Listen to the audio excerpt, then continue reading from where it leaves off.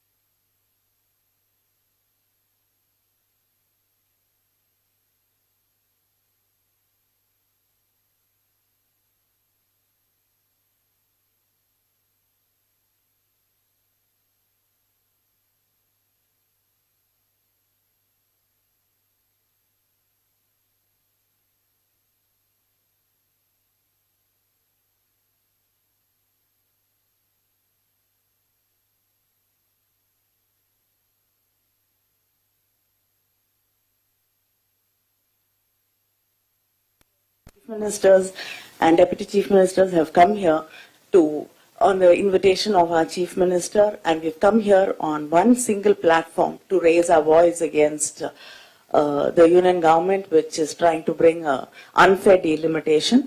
Now the Chief Minister of Tamil Nadu will be welcoming all the dignitaries who've come here to participate in this event.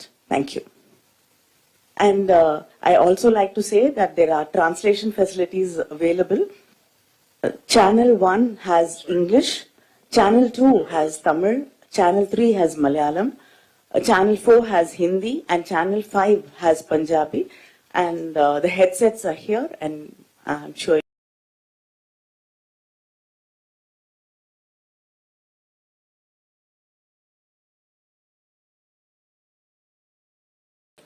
நாம் அனைவரும் ஓரணியில் திரண்டிருக்கிறோம் என்பதை இந்தியாவுக்கு உணர்த்துவதாக உங்களது வருகை அமைந்திருக்கிறது.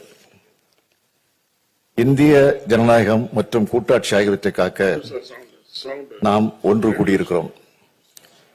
இந்த முன்னெடுப்பில் இணைந்துள்ள அத்தனை பேருக்கும் நன்றி. பல்வேறு மாநிலங்களில் இருந்து நாம் ஒன்று கூடியிருக்கிறோம். நமது நாட்டில் உள்ள ஒவ்வொரு மாநிலமும் ஒவ்வொரு வகையில் தனித்தன்மை கொண்டது. பல்வேறு மொழிகள், இனங்கள், வழிபாட்டு நம்பிக்கைகள், பண்பாடுகள், உடைகள், உணவுகள், பழக்க வழக்கங்கள் கொண்டதுதான் இந்தியா. இத்தகைய மாநிலங்கள் சுயாட்சி தன்மையுடன் செயல்பட்டால்தான் இந்தியாவில் உண்மையான கூட்டாட்சி உருவாக முடியும், சிறந்த வளர்ச்சியை அடைய முடியும். அனைத்து தரப்பு மக்களும் போராடியதெல்லாம் நமது நாட்டிற்கு விடுதலை கிடைத்தது. இதனை உணர்ந்துதான் இந்திய அரசியலமைப்பு சட்டத்தை வகுத்த மேதைகள் இந்தியாவை கூட்டாட்சி கொண்ட ஒன்றியமாக கட்டமைத்தார்கள். பல்வேறு காலகட்டங்களில் இந்த கூட்டாட்சி தன்மைக்கு சோதனை வந்தாலும் அதனை ஜனநாயக அமைப்புகள், இயக்கங்கள் தடுத்து வந்துள்ளன. அத்தகைய சோதனையும் ஆபத்தும் தான் இப்பொழுதும் வந்துள்ளது. இதனை உணர்ந்துதான் நாம் அனைவரும் கூடியிருக்கிறோம்.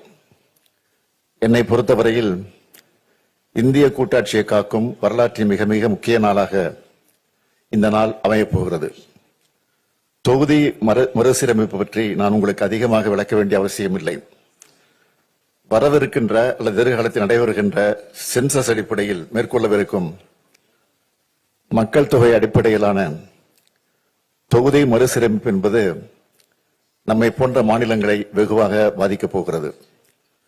மக்கள் தொகையை பல்வேறு சமூக நலத்திட்டங்கள் மூலமாக கட்டுப்படுத்திய நம்மை போன்ற மாநிலங்கள் அதன் காரணமாக நாடாளுமன்ற தொகுதியின் எண்ணிக்கையில் நமது பிரதிநிதித்துவத்தை அதிகம் இழக்க நேரிடும். எனவேதான் இதனை நாம் கடுமையாக ஆணித்தரமாக எதிர்க்க வேண்டிய காலகட்டத்தில் இருக்கிறோம். தற்போதைய மக்கள் தொகை அடிப்படையில் தொகுதி மறுசீரமைப்பை ஏற்றுக்கொள்ள முடியாது என்பதில் நாம் அனைவரும் உறுதியாக இருக்க வேண்டும். இங்கே இருக்கும் ஒவ்வொரு மாநிலமும் பயனுள்ள மக்கள் தொகை கட்டுப்பாட்டின் மூலம் குறிப்பிடத்தக்க முன்னேற்றத்தை காட்டியுள்ளன. இத்தகைய மாநிலங்களை தண்டிப்பதாக இந்த நடவடிக்கை இருக்கப் போகிறது. மக்கள் பிரதிநிதிகளின் எண்ணிக்கை குறைவதன் மூலமாக நமது எண்ணங்களை சொல்வதற்கான வலிமை குறைகிறது. இந்த ஆண்டு காலமாக மணிப்பூர் மாநிலம் பற்றி எரிகிறது. 2 ஆண்டு காலமாக மணிப்பூர் மாநிலம் பற்றி எரிகிறது. அதனால் நீதிக்கான அவர்களின் குரல்கள் புறக்கணிக்கப்படுகின்றன. ஏனென்றால் நாட்டின் கவனத்தை ஈர்க்க அவர்களுக்கு அரசியல் வலிமை இல்லை.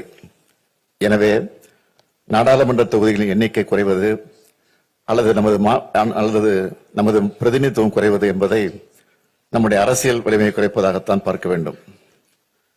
இது வெறும் எண்ணிக்கையை பற்றியது மட்டுமல்ல, இது நமது அதிகாரம், நமது உரிமைகள் மற்றும் நமது எதிர்காலத்தின் நலன்களை பற்றியது.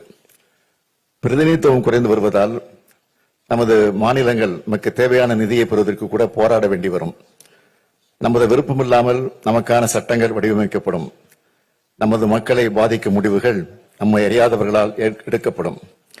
பெண்கள் அதிகாரம் அடைவதில் பின்னடைவுகளை சந்திப்பார்கள். மாணவர்கள் முக்கிய வாய்ப்புகளை இழப்பார்கள்.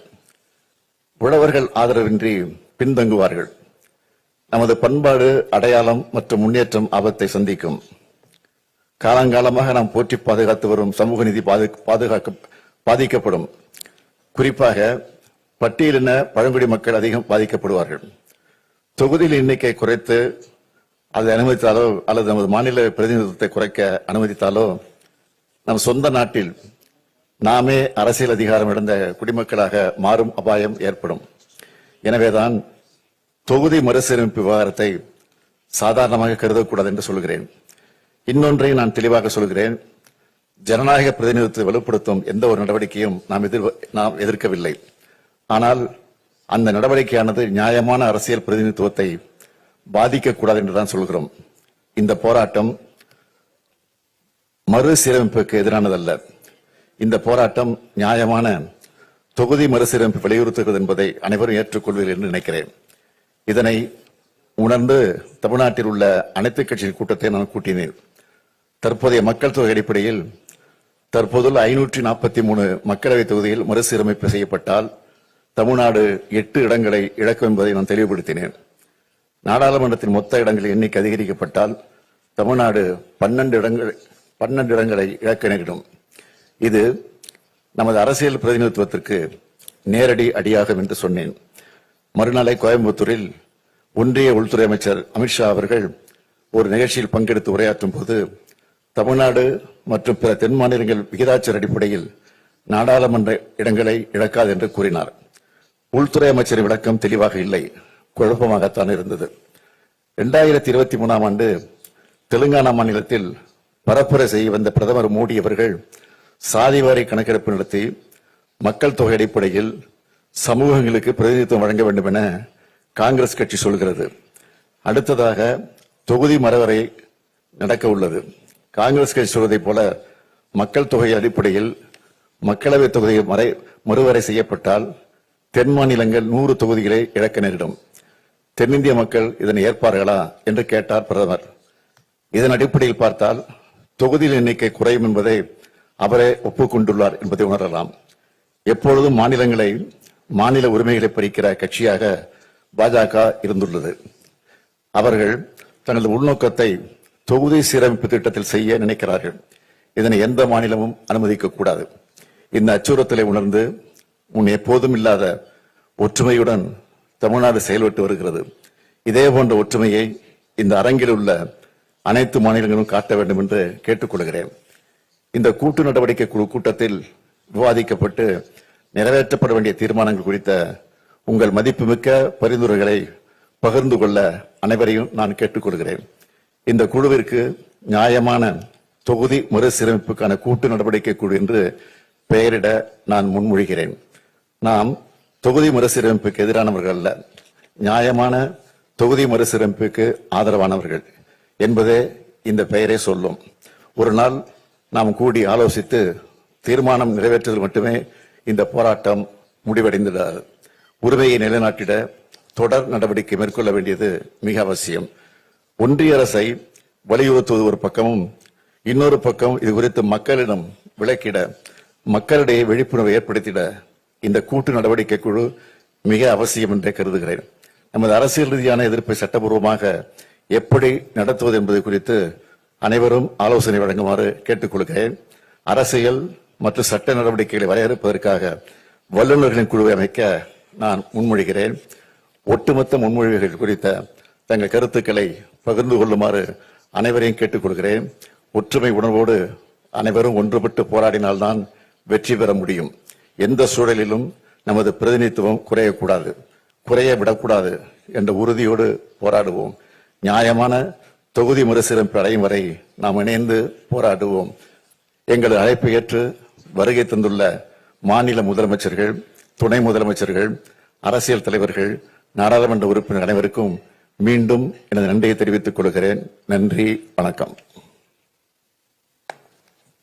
Now I request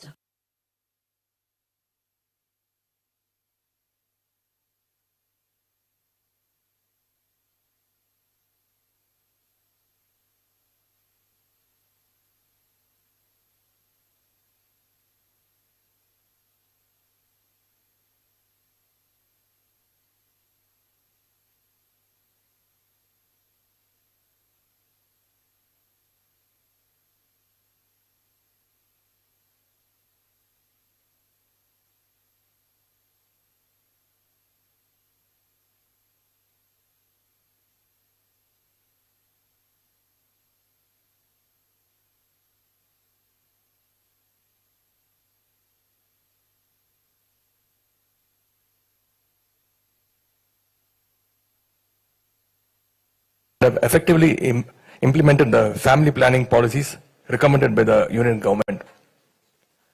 I would like to highlight the 5 important areas in this presentation.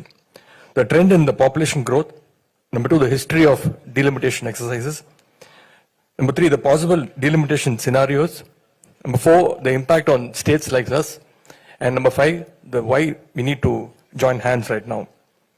For decades, states present here have made significant efforts to control and manage the population growth. We introduced policies, raised awareness, and achieved what the nation aimed for, a stable population growth. While some other states continued to experience rapid population growth, we acted responsibly. As a result, we reached the population replacement rate much earlier than many other states. But instead of being rewarded for this achievement, we are now at the risk of losing our political representation. The green line in this graph